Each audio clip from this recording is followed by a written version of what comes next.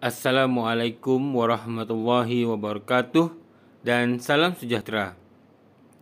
Sila buka buku teks Bahasa Melayu tahun 2, Jilid 2, muka surat 58. Tajuk Menternak Kerbau. Pada akhir pembelajaran nanti, cikgu harap kamu akan dapat membina ayat majmuk berdasarkan gambar dengan betul. Apakah ayat majmuk?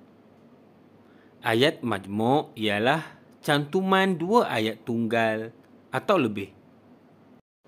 Mari kita lihat bagaimana ayat majmuk dibina. Pekerja itu memakai sarung tangan. Ini ialah ayat tunggal yang pertama. Tangan pekerja itu tidak cedera. Ini ialah ayat tunggal yang kedua. Sekarang kita perlu cantumkan dua ayat tunggal ini untuk membina ayat majmuk. Bagaimanakah caranya? Ya, dengan menggunakan kata hubung. Sebelum itu, kita perlu mengeluarkan perkataan atau frasa yang mempunyai maksud yang sama. Pekerja itu dan tangan pekerja itu adalah sesuatu yang berbeza. Oleh itu, kita boleh menggunakan keseluruhan ayat tunggal ini untuk membina ayat majmuk dengan menggunakan kata hubung yang diberi, iaitu supaya. Pekerja itu memakai sarung tangan supaya tangan pekerja itu tidak cedera. Baiklah murid-murid, untuk membina ayat yang baik, kita perlu mengurangkan penggunaan perkataan yang berulang. Oleh itu, kita boleh menggantikan perkataan pekerja itu dengan menggunakan kata ganti nama dirinya. Pekerja itu memakai sarung tangan supaya tangannya tidak cedera. Baiklah, mari kita bina ayat majmuk yang seterusnya. Pekerja itu menukul tiang pagar.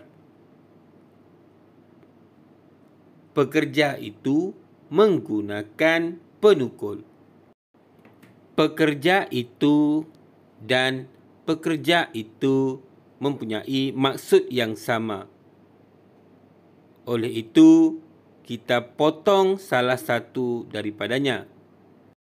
Sekarang, mari kita bina ayat majmuk bersama-sama. Pekerja itu menukul tiang pagar dengan menggunakan penukul. Kita teruskan dengan ayat yang berikutnya. Bapa Hasan mengumpulkan kerbau.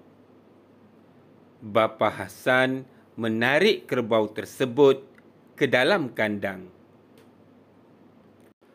Bolehkah kamu kenal pasti perkataan atau frasa yang sama maksudnya dalam kedua-dua ayat tersebut? Ya, perkataan atau frasa yang sama ialah Bapa Hasan. Kita perlu potong salah satu daripadanya. Mari kita bina ayat majmuk bersama-sama. Bapa Hasan mengumpulkan kerbau, lalu menarik kerbau tersebut ke dalam kandang. Sekarang kita lihat pula ayat majmuk yang seterusnya. Bapa Hasan berjumpa peraih. Bapa Hasan menjual kerbau. Kita potong perkataan Bapa Hasan dan kita gunakan kata hubung untuk membina ayat majmuk. Bapa Hasan berjumpa peraih untuk menjual kerbau. Bapa Hasan ke bank. Bapa Hasan hendak menyimpan wang. Kita potong salah satu daripada perkataan Bapa Hasan dan kita gunakan kata hubung kerana. Bapa Hasan ke bank kerana hendak menyimpan wang. Baiklah murid-murid, sampai di sini sahaja pertemuan kita pada hari ini. Jumpa lagi.